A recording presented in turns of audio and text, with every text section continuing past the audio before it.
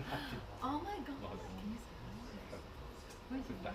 So you'll be able to Oh. or do you have a كان عندنا جمعة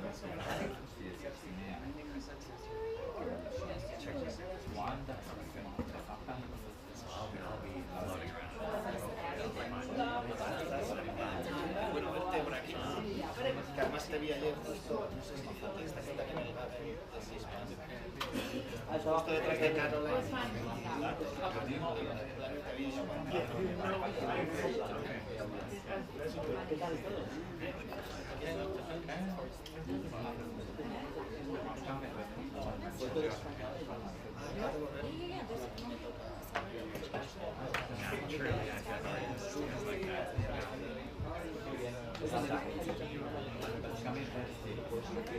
No soy yo, porque yo soy mucho.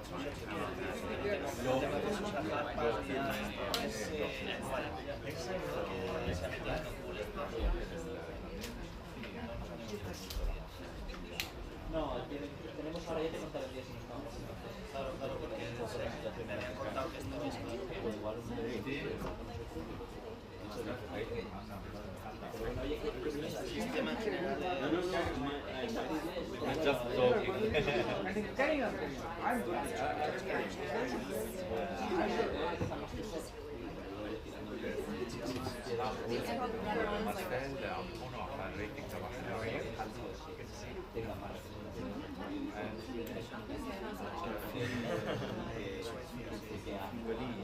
وليد قبل ما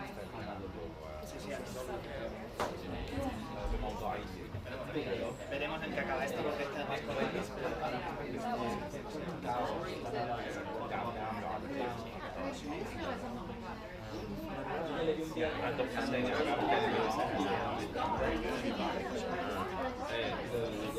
The little things are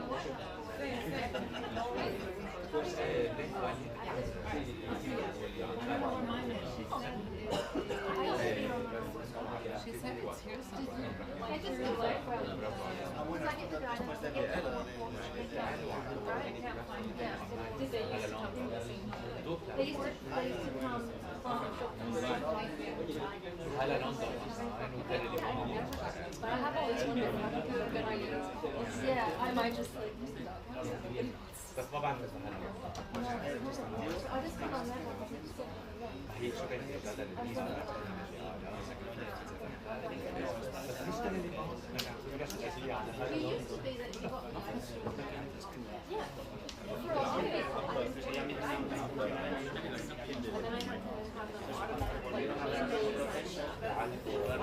have correo, pero ahora esto que me cuentas, pues te lo diría, no sé en qué va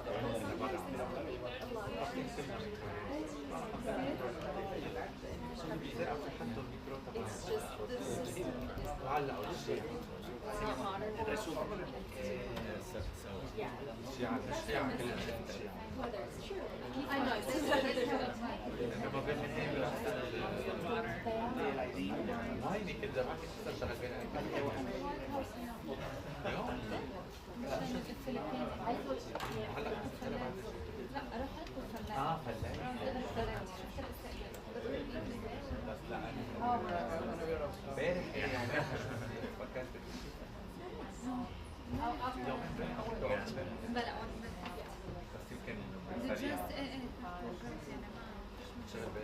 شوفك اليوم انا بدي ابعث لها مسج اذا ما شفتها اليوم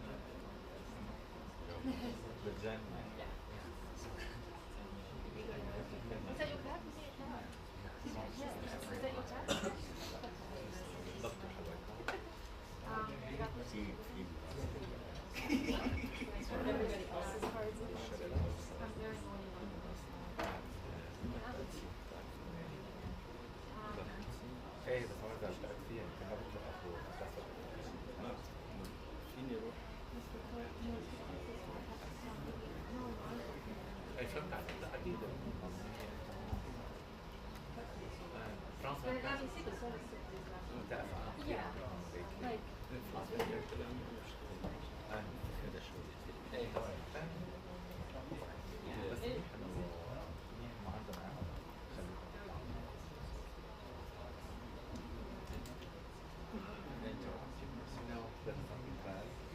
Yes, I'm gonna find out. So I'm glad that you're trying to do You don't know yet? No. Okay. Ariana will see so that you don't know. Ariana will see this picture to you because you know She died. to be the membership. If you want to, I thought you knew. So No, she just told me over the phone. Yeah, if you want to. Yeah, we discussed them not together. It's a decision for all everyone. No, we will hold them tomorrow on the membership committee. That is when you send it. She's supposed to reach out to you first. She did. Maybe she reached out to you and then to.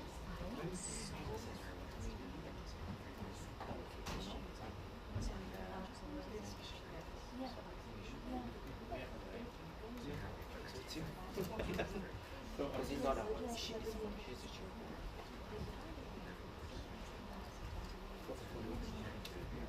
Membership. Said, you know, you need to check my divorce. Oh, no. No, you're the first one. Yeah, maybe I said that. She said she was going to. Okay. Yeah.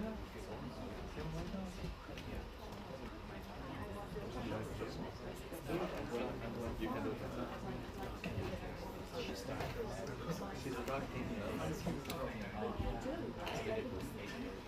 I mean, Yeah. So you have just to know once you know.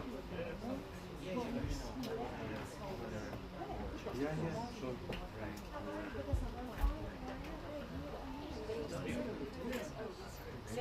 anything. لا أنا قريت لي بنشر أخبار رحلات شغل Yeah, sure.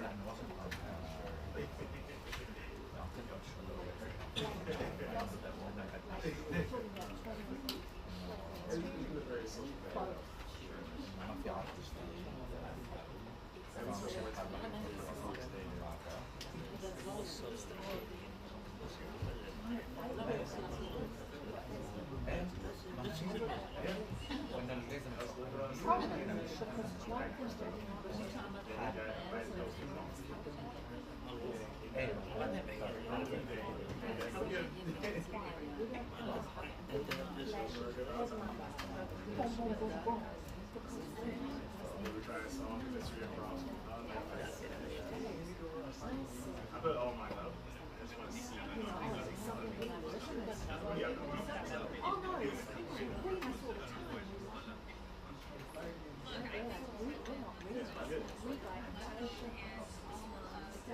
Wait,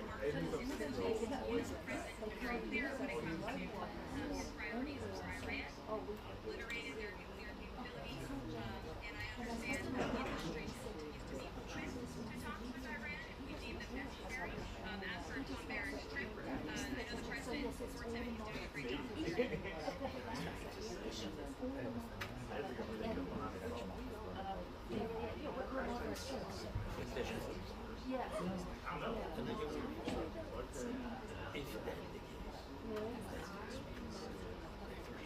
I didn't want to touch him.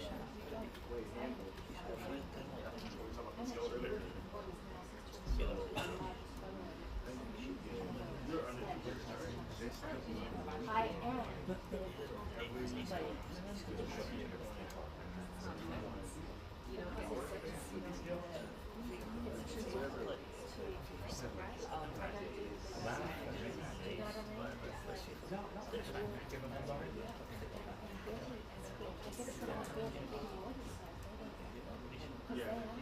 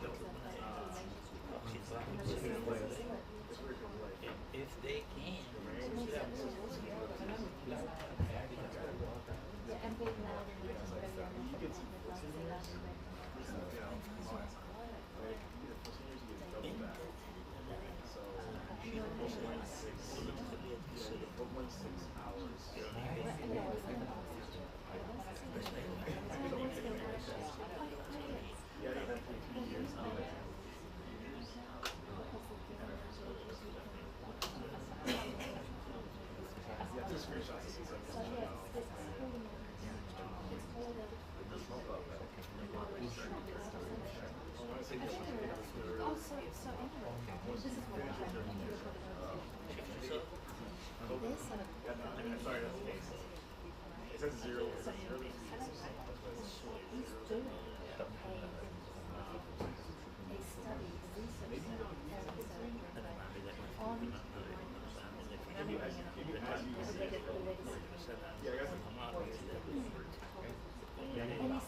The visual storytelling. Could be that. Because that one,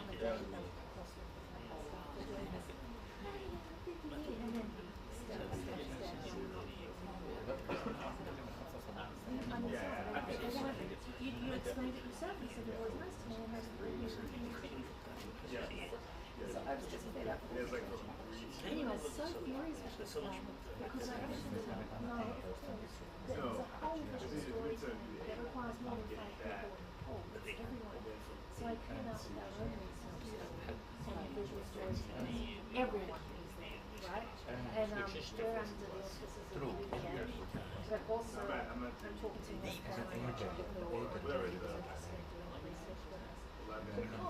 Because there we have an academic universe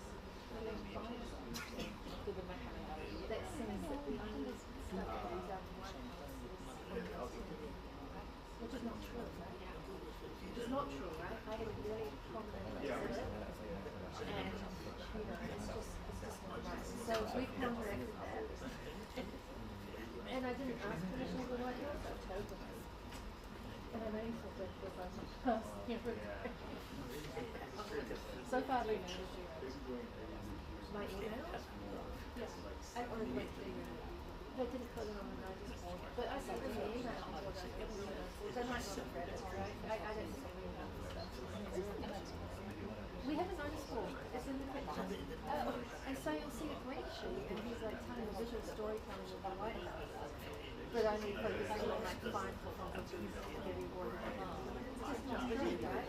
It's just we've counteracted. I spoke with my publisher, I've spoken to 2 universities in negotiations with them.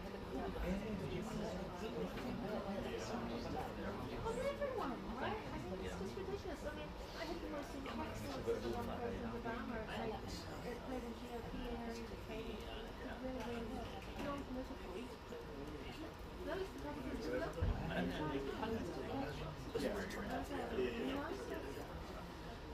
But yeah, it's all the models.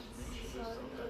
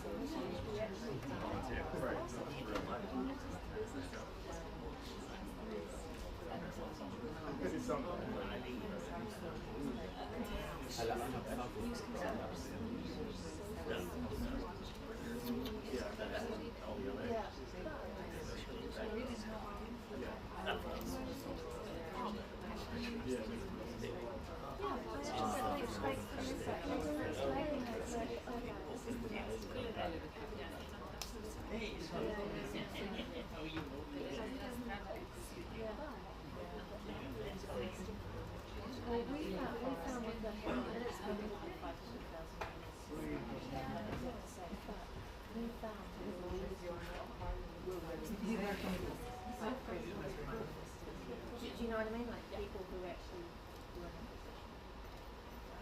as well as how was it taken that about being was more than people.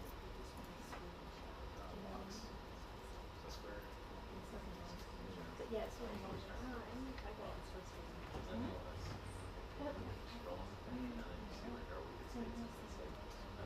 yeah. I was trying to like push it down. Hey, at least try to get their maps so it's like at least like this. Yeah. So. actually some of the slides that you dropped.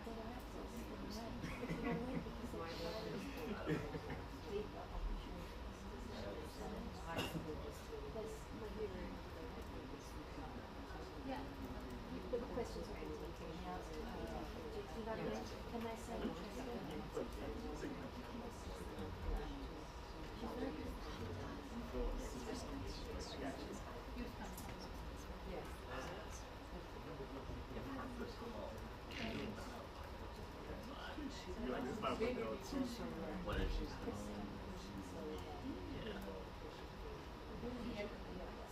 usually we smell like fish out real quick. Yeah. But I don't know, she's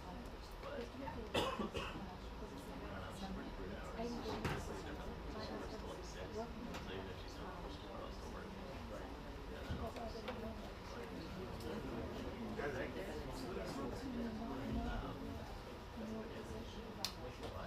And then also No. Yeah, a little bit. I mean, yeah. So I put it up in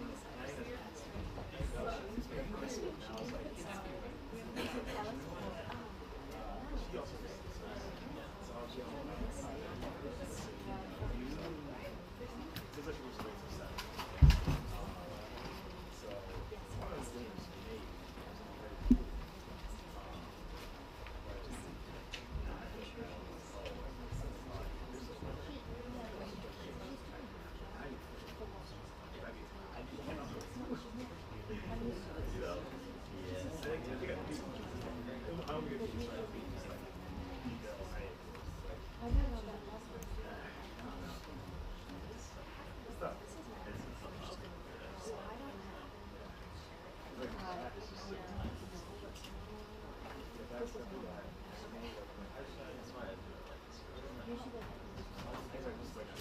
يعني نحن بانتظار انه يلتقى المؤتمر الصحفي المتحدث باسم الخارجية تامي يلي بيقومون عم تقديم كل المواضيع المتعلقة بالمتحدث بالعالم الشرق الاوسط، وطبعا عم نشوفهم كل الصحفيين بانتظار انه نبدا هذا المؤتمر لكي يطرحوا الاسئله ويكون في اجوبه. طبعا كمان انا ما عم بقدر اسلم عليكم، ممكن كمان ارسل على البيت العربي والخارجيه، فحبيت اكون موجود من غرفه المؤتمر.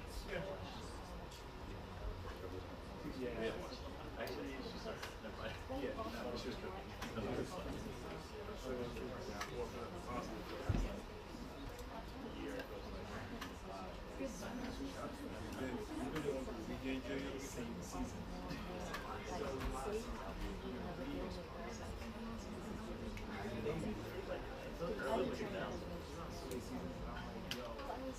And just rolls it like you finish the season, go right to the next one. The thing about something like that's a working. No, one part I like.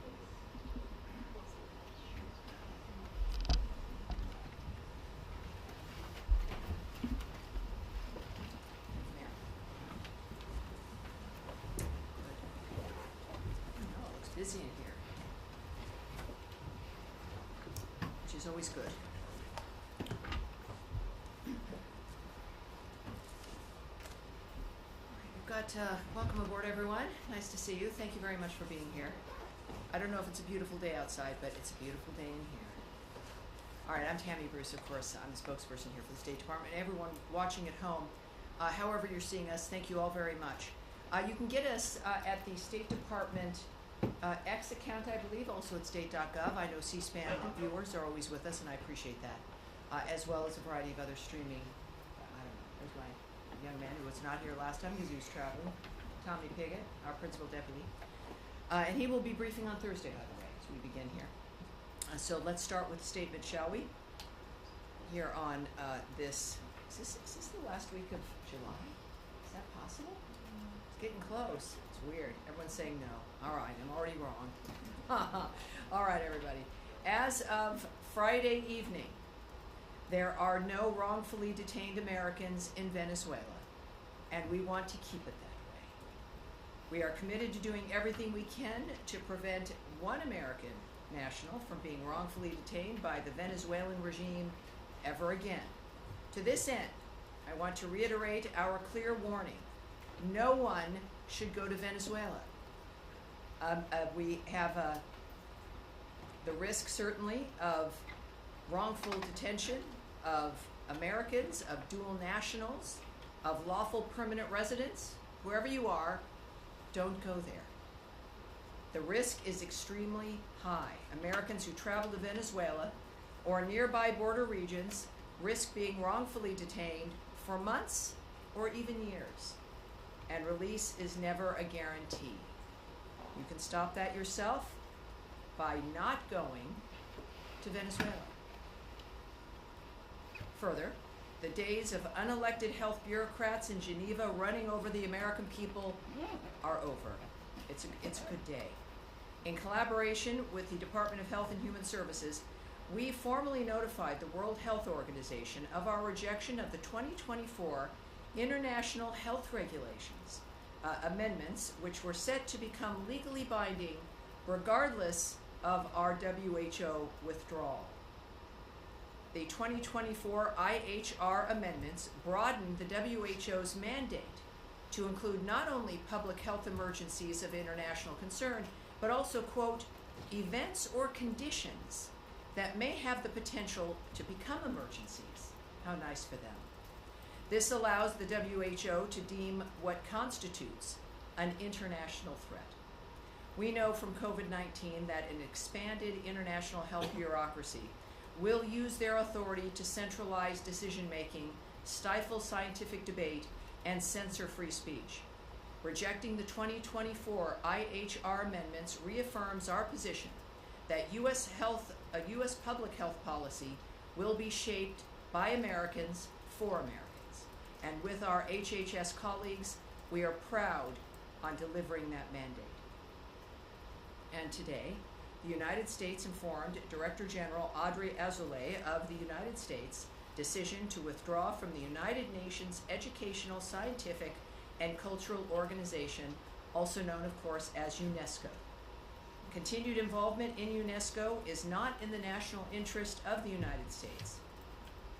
UNESCO works to advance divisive social and cultural causes and maintains an outsized focus on the UN's Sustainable Development Goals, a globalist ideological agenda for international development at odds with our America First foreign policy.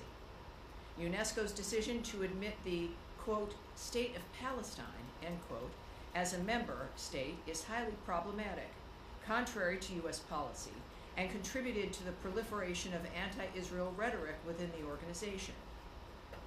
Continued U.S. participation in international organizations will focus on advancing American interests with clarity and conviction. Based on President Trump's executive order, continued participation in international organizations is under review, and this is one result of that review, confirming the importance of making sure that all of what we do comports with the America First agenda. And finally, in today's topper, President Donald Trump met with Philippine President Ferdinand Marcos Jr. in Washington, D.C. following Secretary Rubio's meeting with President Marcos yesterday. Both meetings reaffirmed the ironclad United States-Philippines alliance as vital to peace and stability in the Indo-Pacific region, while advancing closer economic ties, including supply chain cooperation. Secretary Rubio announced plans to work with Congress to provide $15 million for private sector development in the Luzon Economic Corridor, part of a broader, more than $60 million initiative focused on energy, maritime issues, and economic growth.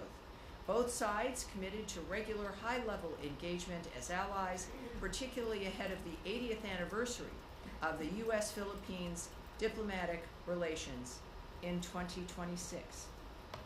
So that is coming up, and I will now take your questions, and we'll go to Nadia. Two quick questions. The first one is quick. Second is not that quick. The first one is about Syria. It's reported that Ambassador Tom Barak is going to chair a security meeting between between Israel and Syria. Is this to avoid the scenario we seen last week? Can you elaborate on this potential meeting between them? Well, what I can tell you is that all parties have reached a cessation of hostilities. We are calling on the Syrian government to lead on the next steps and hold all perpetrators of violence accountable for their actions. The United States government supports Syria's national unity and a peaceful and inclusive resolution with its minority constituents. I did speak with the Secretary briefly, actually just before coming up here, which is why I was a little bit late. But he expressed his optimism regarding the current situation, that there needed, the Syrian government agreed to a boundary to not go into the Soweto area, but that there would be a boundary to make sure that jihadists were also not going in, to maintain some part of the peace, if you will. And he was enthusiastic about that was unfolding properly, and that everyone involved in the atrocities would be held accountable. And that could include people who also may be affiliated with the Syrian government.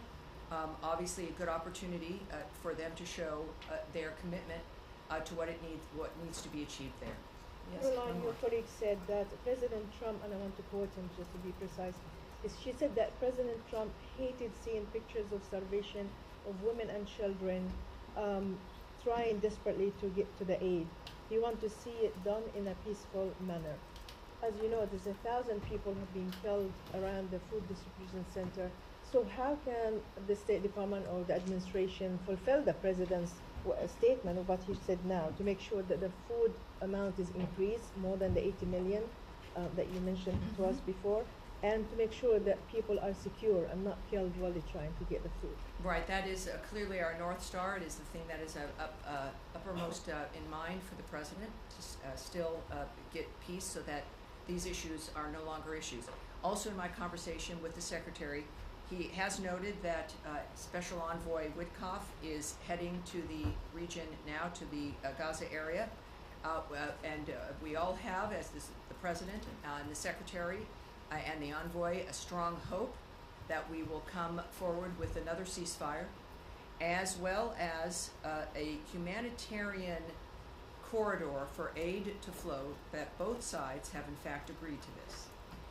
So we are looking forward to that arrangement and to a possible framework, again, regarding a ceasefire. Remember, we had one before, which Hamas broke.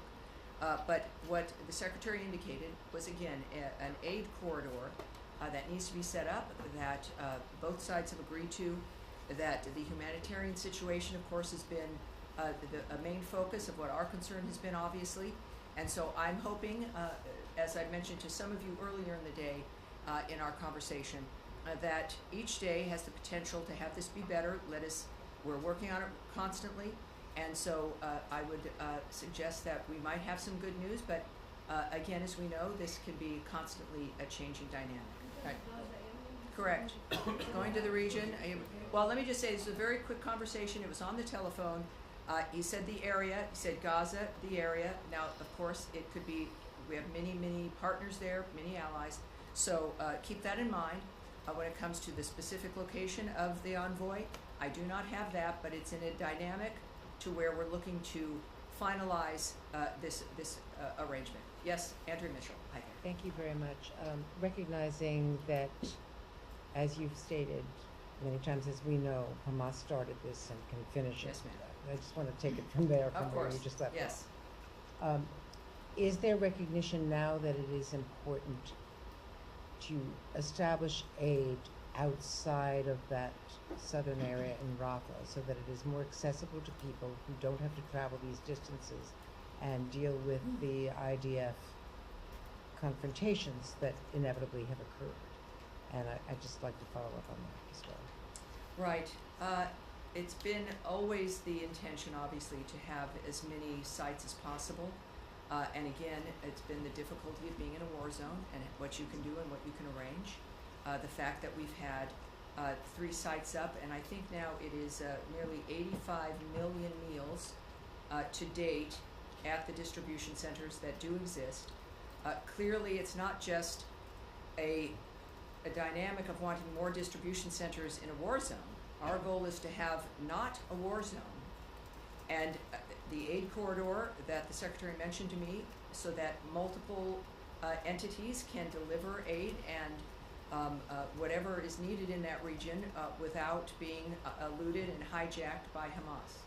Now, the initial plan, as it had been described to us, was that the so-called Gaza Humanitarian Foundation would have... Well, it really is called that. It's not. It's really called the Gaza Humanitarian Foundation. But go ahead. They call themselves the Gaza Humanitarian Foundation. Yes, ma'am. That they would be using American contractors or other contractors for security.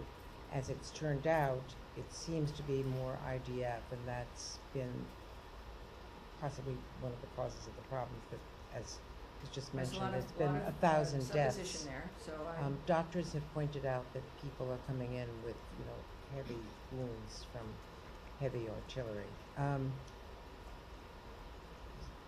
Is the possibility of having some sort of neutral contractors as the security force rather than the IDF? Well, that of course presupposes that IDF soldiers who are in a mode of defense of their country are deliberately shooting civilians and I children. didn't suggest that. Well, that is the implication that you need someone who's, not involved implies that it would be better. It is a dynamic where, and I think even a horrible situation over this weekend regarding a UN convoy in Zichem at a crossing, that more than 30 people were killed in that dynamic trying to access food, because that is the focus of every human being. This has got to end. Well, not every human being. Certainly Hamas is preferring the way things have been. This was at a crossing in northern Gaza, and there are certainly Hamas is injured by the inability to hijack this food and to hijack trucks. And they are injured by the success of GHF and what it's been doing, because they have not just looted these trucks, but they've weaponized the money that they make from this food, and then they control the population with it. It is the success of GHF has removed, by getting meals in at that number is a tremendous success, but it's removed the power and the influence of Hamas financially and with using aid and food as a weapon itself to control people. So it is, I think that the UN knows this, everyone else has seen this, that it's not a dynamic, and I've got the GHF statement here as well for you, but I think no matter who has been trying to deliver food, they've known historically and recently that there's going to be, and as long as Hamas still has its weapons and is still a player in that region, there's still going to be problems. The GHF statement regarding this last massacre, if you will, we're deeply saddened by reports that more than 30 people were killed while trying to access food from a UN convoy at the Zichem crossing in northern Gaza as humanitarian efforts face escalating violence. Like most incidents, this incident is not linked to GHF, despite what was falsely implied by various newspapers. These tragedies deserve visibility. The entire aid system is under immense strain. We hope reporters will cover these incidents with the same scrutiny GHF receives, because understanding the full picture is essential to protecting civilians and improving aid. And have you seen the statement by 28 countries led by some of our closest allies in Europe? Yes, and I think it's nice to know, and many of certainly it's our allies and friends, it's a demand for the war in Gaza to stop. And we, of course, we've taken actions on that. I think, as we've seen, and we wonder why certain things have continued unabated, or at least in a kind of a perpetual loop, is because strongly worded letters don't stop this madness. Strongly worded letters won't stop Hamas. Strongly worded letters wouldn't stop Iran. Strongly worded letters are fine, and it's good to know where people stand. I appreciate that very much. The United States, through the leadership of President Trump, and the guidance and the hand also of Secretary Rubio, and of our remarkable envoys, put their lives at risk, take action, make decisions, confront important questions, sometimes when it works, when it doesn't work, but it's more, and sometimes strongly worded tweets and letters in the midst of the actions that we are taking. So we appreciate their sentiment, but I think that the fact of the matter is that we have a history here of recognizing that we've had work to implement what they issue as their desire for the war to stop, and we've been taking action on that. So we know that the conflicts which we are trying to end do not end because of letters or even conferences, but because of intense diplomatic efforts. We are leading that effort alongside Egypt and Qatar. And as I mentioned earlier, we are hoping for some rapid responses coming up soon. Yes, sir. Thank you, Tammy. On that note, I mean, I guess if you could talk a little bit about how that progress is progressing towards a resolution. But on a more broader note, I mean, Judd, is it the department's assessment that the current, I guess, policy towards the conflict is working in drawing it to a close? Because when you see 79 people killed waiting for aid, which is one of the highest numbers we've seen over the course of the 2 years, Absolutely horrible. it feels like things are going in the wrong direction. Well, what it shows us here is that the enemy, the barbarian framework that started this on October 7th, with the mass murder of Jews, the biggest mass murder of Jews since the Holocaust, they are going to be upset and strike back when there appears to be the end to the kind of conflict, this never-ending generational conflict that some of the worst people in the world, state sponsor of terrorism, Iran, and their death squads, have relied on fear, have relied on indecision, have relied on people not wanting to face hard decisions. So of course they're going to act and cause more terror and more death in the hopes that people will retreat. That's not going to happen. And it means pushing through, making sure you stay on the line, making sure you have the goal in mind, what you're trying to achieve, if it's achievable, the willingness, yes, to use diplomacy, and as President Trump has indicated, other mechanisms in which to get the job done. So I would argue that Hamas, being desperate and doing more horrible things, that's not new for them, right? That's their hallmark, is something that horribly, it's not a surprise, but that the work to end this from going again and again and again and having the same conversation in 100 years is obscenely unacceptable. So we see the results. It has been, when you say if there's been progress, the parties have been at the table. There have been agreements, one of which of course is broken. There can be another one. We're determined for that. Certainly their sponsor is on their heels, for lack of a better phrase, because they also found out that President Trump is a realist and is serious. So I think that it is clearly shown progress. It's clearly shown a direction. And the accomplishment of one of the red lines from President Trump, which is that Iran will never have a nuclear weapon. Well, guess what? They won't. Yes, Humara. Writers.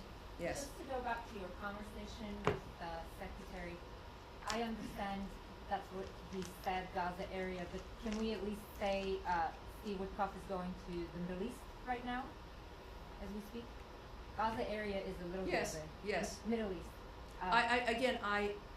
Based on I don't have specifics, and I'm sure we have an incredible team that works with Special Envoy Witkoff here in the building, are probably now grabbing the television and watching and saying, so I don't have the specifics of exactly where he'll be, but clearly it's in a position where he's going to be able to continue with the negotiations that will lead us to this, hopefully, ceasefire. Right, and you also said that one of the things that Secretary indicated, an aid corridor that needs to be set up that both sides have agreed to. So Yes. is the United States basically negotiating for an aid corridor that is going to include other humanitarian implementers like UN and others? Well, you're asking for so much, and I appreciate that about you, because you're always a few steps ahead. That would require speculation on my part. It would require guessing on your part. What I know is what I said to you based on what the Secretary said to me. And one more All right, thing. one more. In your answer to Nadia, are you actually confirming that this meeting is happening with U.S. Envoy Tom Barak and officials from Israel and Syria? And can you tell us where it's happening? No, I can't confirm any of that. Thank you. Yes, yes, ma'am. Thanks, Tammy. Going back to the American who was murdered in the West Bank, the president last week indicated there would be a meeting in which the Israeli government would give more information to the U.S. about his murder. Did that meeting take place, and what else can you tell us about that? There's not, unfortunately, there's not a great deal I can talk to you about the family and the nature of the conversations. Of course, we have confirmed the situation with his death, but the conversations or what has transpired at this point is not something that I'm able to share at this stage. And then another American was murdered in Syria last week. His family says that he was murdered by officials with the interim Syrian government. Is the U.S. planning to hold them accountable for this death? Well, again, you're saying something here that everyone hears. That is not something that I would confirm or would know or would say as a matter of fact, because a reporter says it here in the room. We can say, of course, that Secretary Rubio has emphasized the importance of prioritizing the safety and security of U.S. citizens. We can confirm the death of, and this is the Suwaida region, what we're discussing, of Syria last week, of U.S. citizen Hossam Saraya. We offer condolences to the family on their loss. We are providing consular assistance to them, but in the midst of the further conversations, I can't give you any more details except what we've already discussed. And then quickly on Haiti, the Secretary announced yesterday that he had determined a number of legal permanent residents had ties to what has now been determined to be a Haitian FTO. How many people were affected by this? How did you determine that they had ties? Yes, again, for everyone at home, FTO is a foreign terrorist organization, so it's a very serious dynamic. Last month, Secretary Rubio determined that certain aliens with U.S. lawful permanent resident status who have supported and collaborated with Haitian gang leaders connected to Vive Ensemble, a U.S. designated foreign terrorist organization, are deportable due to the potentially serious foreign policy consequences of their continued presence in our nation. Vive Ensemble is a driver of the violence and criminality in Haiti, contributing to the island's instability. The Department of Homeland Security also steps in here. They will pursue the removal of these aliens from the United States pursuant to our laws. The Department of State defers to DHS on any update regarding removal proceedings regarding these aliens. We also will not allow aliens who have facilitated the actions of violent organizations or support criminal terrorist organizations to remain in the country. And of course, this demonstrates, I think it's safe to say, the administration's firm commitment to protecting the American people, advancing our national security interests, and promoting regional security and stability. There is an authority I want to share with everyone who may not know how this works. These actions are taken pursuant to Section 237A4C of the Immigration and Nationality Act. Under this section, also referred to as 4C by many, of the INA, an alien is deportable if the Secretary of State has reasonable grounds to believe that the alien's presence or activities in the United States would have potentially serious adverse foreign policy consequences for the United States. All right, yes, sir. Follow up really to Humara's question. when you mentioned these humanitarian corridors, you said this has been agreed between the sides. Is that something that's come from the process in Doha that's been agreed? How should we take that? And just any detail you can give us about. You know, I was, the secretary is a busy man. We're all proud of him, the nature of what he's being able to accomplish by splitting his time between the State Department and the White House. And our conversations sometimes are in person, oftentimes by phone. So when I've got him in a moment, I'll just jotting down what he's saying. What I can't tell you, and whether I knew or not, is how this came about, where it was decided, or who the parties were. Is your understanding that these corridors would be in addition to what's happening now? Because we know, for example, the UN says there's 6,000 trucks on the Egyptian side at Rafah. Are we talking about all of that material that hasn't been able to access? I wish I had a specific for you. I know that his comments really ranged into the fact that the humanitarian framework has got to ramp up and has got to get better, and obviously we've known that it requires a ceasefire, and also then a method within which these convoys can move. He did not give me a specific, but he did use the phrase set up, that they need to be set up. Now that could mean a variety of different things, as we know. Some of you think about a physicality, others it could involve arrangements at certain spots. I don't know, and we shouldn't speculate at this point. Just, is there any sort of internal scrutiny within the administration about the results of the Gaza Humanitarian Foundation's entire project, which, as you set out, is intended to displace the United Nations process? I never said that this was to displace a process. I can't speak to. But you've been saying that under the previous system. Well, yes, Hamas it's true. I mean, we know so. that under the previous dynamics, that Hamas was able to loot trucks and to steal material and to sell it and to use it and to weaponize it. But the decisions made, since now GHF has been able to get food in and to distribute it, yes, there have been some difficult circumstances, to say the least, because it's a war zone with a terrorist group. We recognize that. It's imperfect and it's difficult, but they've done it in a way that made it possible.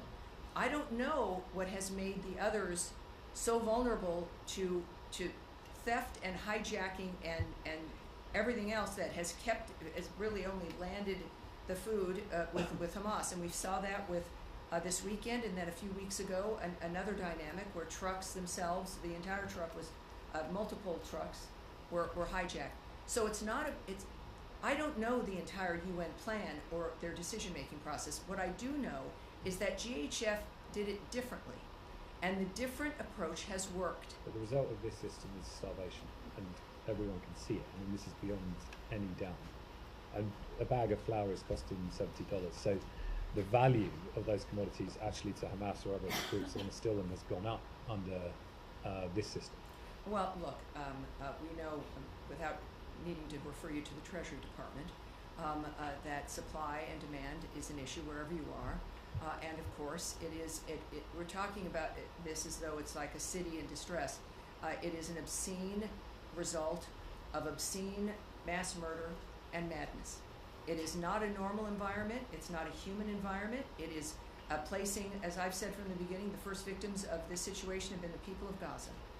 And it is time, and President Trump has pointedly made this declaration about his intentions, is that this is going to stop, and it requires new ideas. It doesn't, the old ideas maybe were well-meaning, and they kept doing it, and it was always the same result. Maybe it's well-meaning. I can't speak to that. What everyone needs to recognize is that the current situation works, and yet there is still this bizarre resistance. And look, I'm here because I love the country, as are our diplomats, and there are other things that go on in the world when it comes to finances and Hamas being able to use a dynamic like this for its own benefit. That's horrible. But what we know is that we had to get food to people in the meantime, and then change the dynamic on the ground, and that's what we're doing. All right. I know, Saeed. Yes, sir. Thank you, Tammy. Two quick questions. A follow up on Tom. Between the 20th of January till the 2nd of March, upward of 600 trucks were going in a day. There's no evidence of any trucks were being stolen, no evidence of violence around the aid and so on. Doesn't that speak well of the former system that was in place to get aid in? Well, without knowing what you're referring to or having the data or who's reporting those numbers, that would be speculation on my part. What we do know is that in the immediate aftermath of October 7th, the defense that Israel was applying regarding that dynamic, the efforts to get food in to Gaza, even recently, have failed miserably. We do know that everyone, as they'd stopped food delivery because of the dangers on the ground. That was the driving force. Was even for us before GHF was, we want to get material into the region, but we want to be able to do it somewhat safely and without it being looted or taken by Hamas. And no one had ideas about how to make that happen, and the GHF plan achieves that. What comes after this, I can't also tell you. That's a different, and there will be a day when we're discussing the redevelopment of Gaza and new issues about the markets of Gaza and the peace of Gaza and who's running Gaza. Those will also be maybe fraught conversations, but boy, I think we both look forward to those days. Yeah, another quick question. Yesterday, the Chief of Staff of the Israeli Army, General Zamir, said that the current strategy, including storming Deir al-Balah with tanks and so on, and including apparently the starvation strategy, is aimed at forcing Hamas to release the hostages. And today, Bezalel Smotrich, the finance minister, said that they have a green light from the Trump administration to basically remove Gazans by force and create I a need city. to stop you right there. Wait, I can't have a conspiracy theory, an accusation against President Trump about what someone says that they've been allowed to do. Saeed, we can't have that. And that's not something that belongs in this room with everything at stake, with so many people at risk. And then your answer is to bring up a conspiracy theory about what Donald Trump is saying or not saying. It's one thing to hear someone say it. It's another thing to bring it up in a serious room, of which I've shown you respect throughout. And that is unacceptable. And so we're going to move on. Yes, in the back, sir. Let's stop. Yes, sir. So about Israel, has anything changed between the relationship between the United States and Israel after the strike on Syria and the killing of all those Palestinians, although the Israelis are defending themselves? So can you elaborate a little bit? I would say you should ask the White House regarding their posture and what they've been experiencing. What I know is the President and the Secretary, in their conversations, in their attitudes about the world and what needs to happen, have been consistent. That they don't view Israel or any one of our allies or friends, they're not fair weather friends. These are relationships. So it's not about changing relationships, it's about navigating what happens in the world and working with people who can help us make peace and get to the road that I think it's fair to say, certainly most of the nations that are our allies and partners want peace in the world, and that is our goal. Thank you. Yes. Just a quick clarification question on Special Envoy Witkoff's mission. You said that the humanitarian framework in Gaza has got to ramp up, but that you've been understanding that it requires a ceasefire first. No, you've misunderstood me.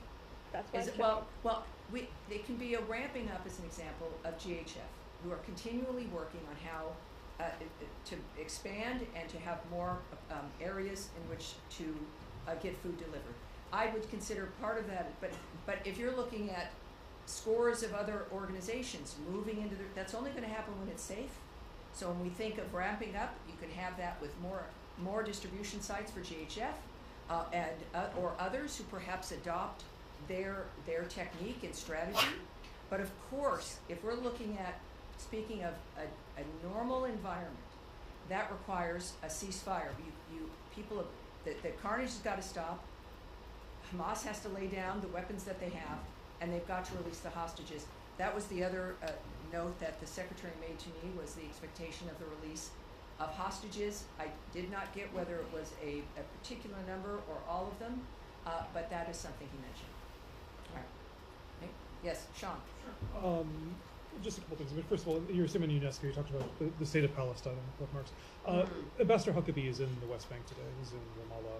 He met somebody from the Palestine Liberation Organization, and he visited a Christian village in the West Bank recently.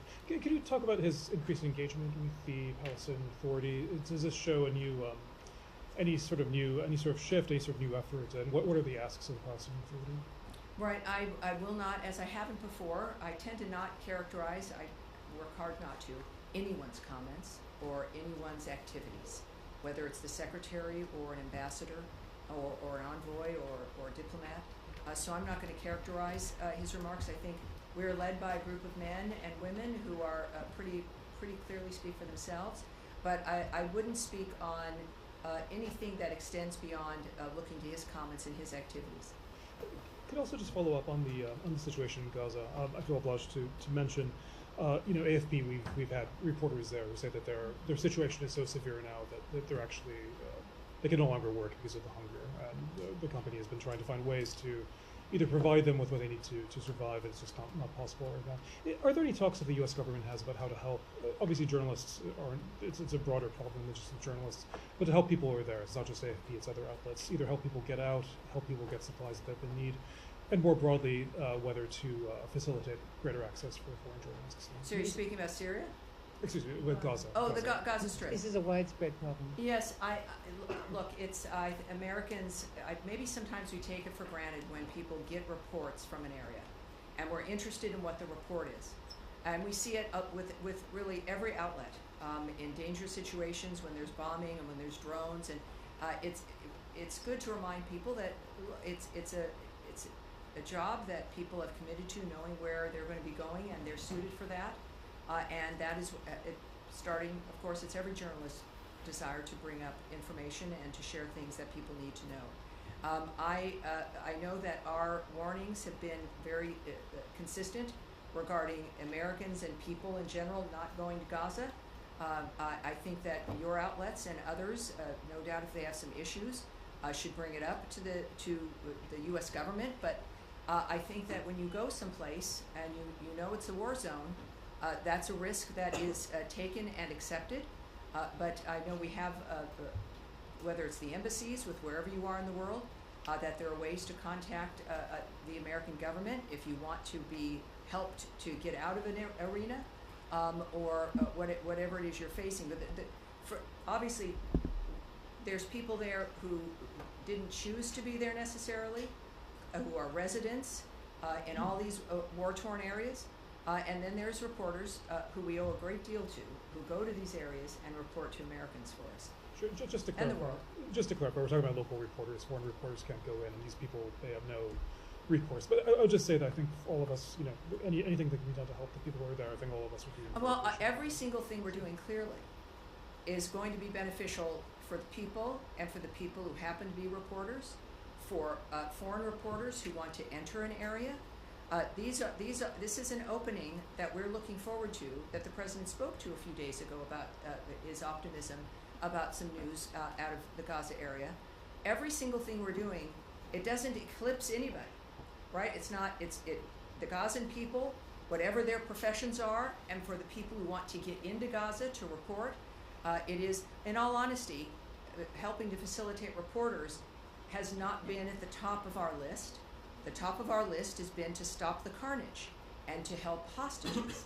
But as a side effect, everyone wins when the world is at peace, when a region is at peace, when there isn't a terrorist group controlling a section of a country.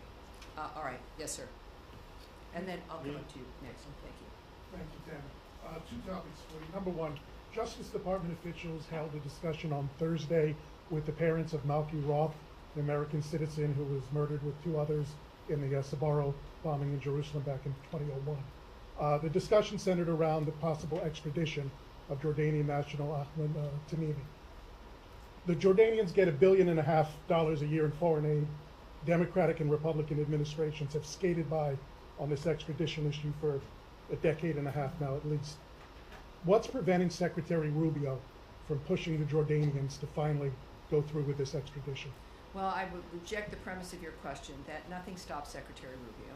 But secondly, you've said a lot of things that I don't know where you've received that, or what the context is, or if it's completely accurate. So I want to get you an answer. We're going to take that away to see what we can get for you. Second, can I get a second? One more. In terms of Syria going forward, some of the sanctions obviously have been lifted by the Trump administration and some more on the way. Some, though, are determined by Congress, like the Caesar sanctions. Yes. There's two competing bills right now in Congress. One to completely lift the Caesar Act sanctions, another to kind of slow walk it a little bit, make it provisional on Syrian government meeting some parameters. Is there a particular preference that the Secretary has here for implementing the lifting of the Caesar Act sanctions? I have nothing to preview for you regarding a choice that the Secretary might make. He's of course involved in every dynamic.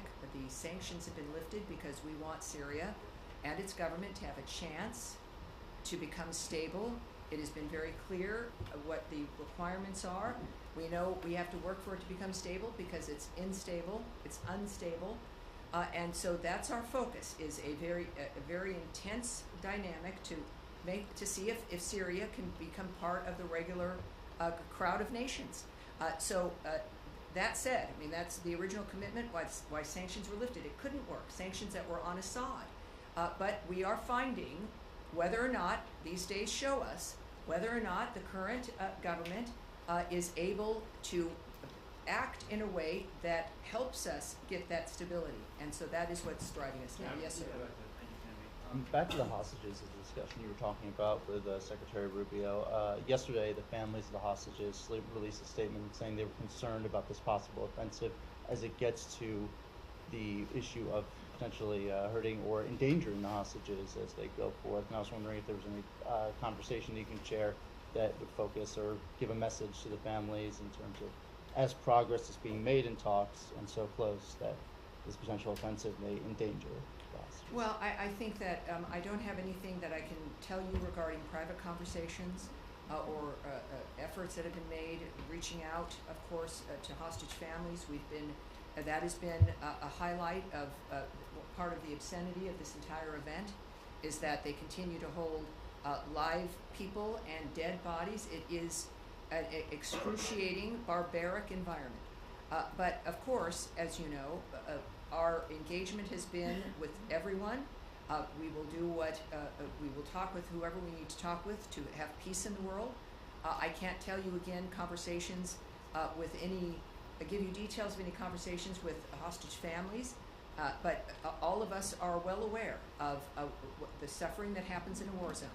And our focus has been to stop that war, to stop the fighting, to have a ceasefire, and this is obviously, as you know and all of us know, a conversation the world has, and it is at the top of our mind as we work still to stop this carnage. Yes, sir. Thanks so much. On Ukraine, if I may, does the Secretary have any expectations from upcoming talks in Istanbul, given its timing, its format? Are you guys even part of it? I can't necessarily speak to the Secretary's thoughts dynamically, but I know that our ambassador to NATO had a number of remarks to make that he made this morning on television regarding the talks. Again, this would be Istanbul. First of all, I can tell you that we're aware of the scheduling of a third round of talks being negotiated between the two parties. We continue to encourage direct talks between Russia and Ukraine in pursuit of a comprehensive ceasefire and eventual negotiated peace settlement.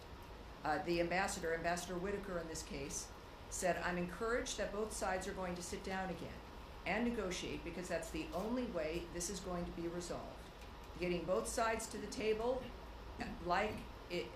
getting both sides to the table is going to happen this week. Is important. It is an important next step, and I think that's all because of the leverage that the United States of America and President Trump continues to apply."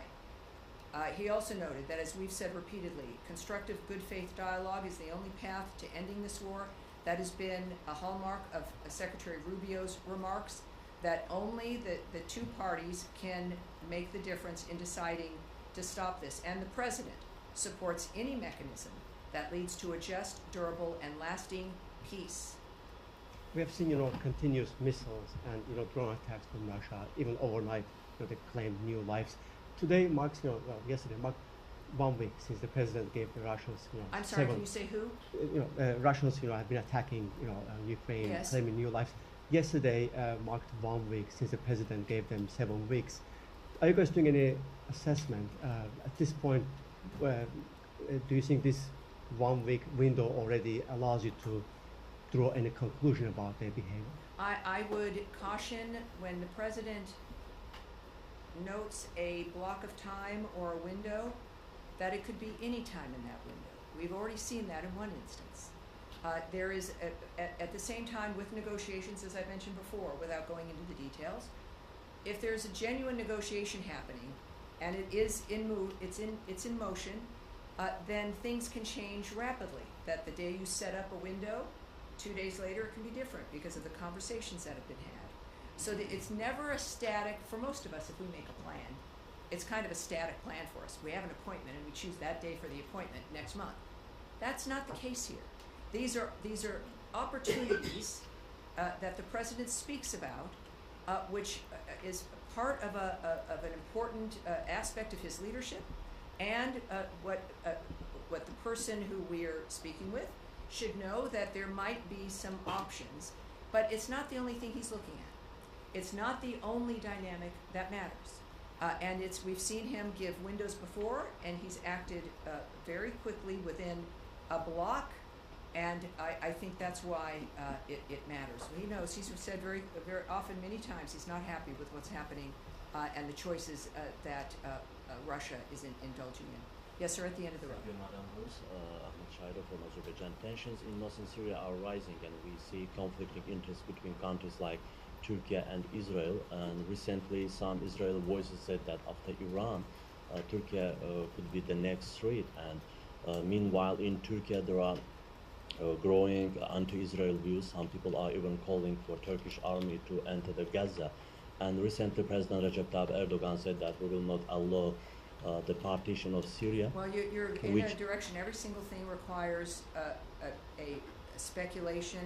It's comments that I've not. No, my question is that how do you assess the possibility, well, what the I'll tell you, risk when we of? think about Turkey and Israel and that region, it's a very heightened environment, and many things are going to be said. What we can say is, of course, that all parties regarding Syria, of course, there's a cessation of the violence there. We don't see the activity that people are talking about or musing about. We don't see that. We know in many times recently, the president and the secretary have intervened in what could be horrible situations like the India-Pakistan dynamic, which they were able to stop. These are our leaders are very well versed on the nature of what we need to do to keep peace at hand and how to stop any dynamic that might threaten that peace. So I would point people to what is actually the case right now. The real world is enough to have some anxiety about, but we've got good leaders moving us through it. And to not add in conspiracy theories, gossip, propaganda, or other rhetoric meant to make people afraid. Can I ask Eric. Thank you, Tammy. I wanted to ask Secretary Rubio today, or rather, he reposted a post from the Bureau of Western Hemisphere Affairs marking the 13th anniversary of the murder of pro-democracy leaders Osvaldo Paya and Harold Cepero in Cuba. We've seen Rosa Maria Paya recently approved for incorporation as a member of the Inter-American Commission on Human Rights. Yes. Can you speak to any additional actions or any evaluation by the administration about the human rights situation in Cuba, any additional actions we might expect in terms of holding that regime to account? I have nothing to preview for you, but with what you've already noted and what we know about Secretary Rubio is, like with every other country that is in some regime-type trouble, he cares about the condition of the people who are there. He particularly, of course, he understandably cares about Cuba. We've seen him take actions in that regard, but I have no preview for you of anything that might come up later as well. Yes, sir. Thank you so much. Question on Syria. you said that you are calling the Syrian government to lead to the next step and hold all parties who are involved in the violence accountable. Yes. Do you feel confident that the Syrian interim government has the capacity and the will to hold those accountable who were involved into violence in Syria, including those who were affiliated with them? Yes, we know. We're of course aware of those reports, and we're aware that some who might be affiliated but not directed by the Syrian government may be a part of that. Whether they have the will or the ability to do it, or we're going to find out, aren't we? And they have something not everyone has, which is the power and the encouragement of the American people and of the American president.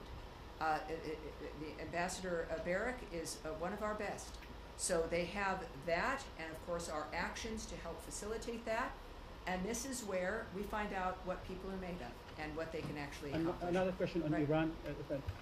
Iran and the 3 EU countries will hold a nuclear talks in Istanbul later this week. Yes, Friday. we discussed that a little bit already. Does the U.S. build any hope on it, or have you gave Iran, or have you set the end of August as a deadline for Yes. Iran to come back to the table and make a nuclear deal with you? Yes, as the president has said, the Iranian people stand to benefit from negotiating in good faith. The ball is in their court. The Iranian leadership has a window of opportunity to choose a path of peace and prosperity for their people, and we are also ready to talk directly to the Iranians. However, we are also closely coordinated with our E3 partners, and we would refer you to our European partners for more information about what happens in that meeting. All right, right there, back, gray suit, in the glasses. Thank you so much. First of all, thanks. Your press team shared the detailed response of my question regarding violation of Indus Waters Treaty by India. Excellent, good. Your statement says that Pakistan and India, U.S. will encourage direct communication between Pakistan and India to resolve this issue. I remember President Trump, when he was in Saudi Arabia, he asked Secretary Rubio to invite the leadership of Pakistan and India to normalize the relation between the two countries. He, after stopping the war between India and Pakistan, he also offered to mediate on Kashmir. So I was just curious, what are your thoughts that, direct communication on Indus Waters Treaty, but what about Kashmir? And smile. And then not many questions here make me smile. And we have a lot of good news, and it's I know we talk about the bad news because things need to be fixed, and then you have to focus on it, and then you know how to move forward. And also the fact that, yes, when I say we're going to take a question back and we need more information, you're the proof that, in fact, we do get back to you. And we have Pakistan, who's going to be here for a bilat, and I'll be participating in that, so I'm looking forward to that as well. One more question. President Trump, on many occasions, he said that he will knock out ISIS, Daesh from all over the world. We have seen some success in Syria and Iraq. But this group is again organizing in Afghanistan, ISIS, Al-Qaeda, yes. TTP, BLA, and many others. So when we are expecting any targeted strikes against these terrorist networks in Well, we Afghanistan? know, of course, from his first term that he obliterated ISIS. And then we had a 4-year gap where they had opportunities to regenerate themselves. While I won't get ahead of the president, but we can all look at his previous performance and his commitment. And very often, of course, that can give us a bit of an idea of how he's going to be moving forward. All right, yes, in the back in the white shirt, sir. Thank you so much. I would like to ask about... Can you say your name and your outlet, please? My name is Jordana from Khabar Agency. All right. So according to information from Russian Borders Customs Service, the main trading partners... main trading partners of Russia are China, India, Turkey, and Kazakhstan. Do you have any message to those trading partners of the Russia according to the secondary sanction tariffs? If we have a message to anyone who's trading with Russia, that will come from the president and through actions that we take as a government. And we will use information that we have that we've confirmed here as opposed to maybe a report from a Russian border agent. But I appreciate that, and we've been very clear about our concern that there are multiple countries who are party to what's happening between Russia and Ukraine.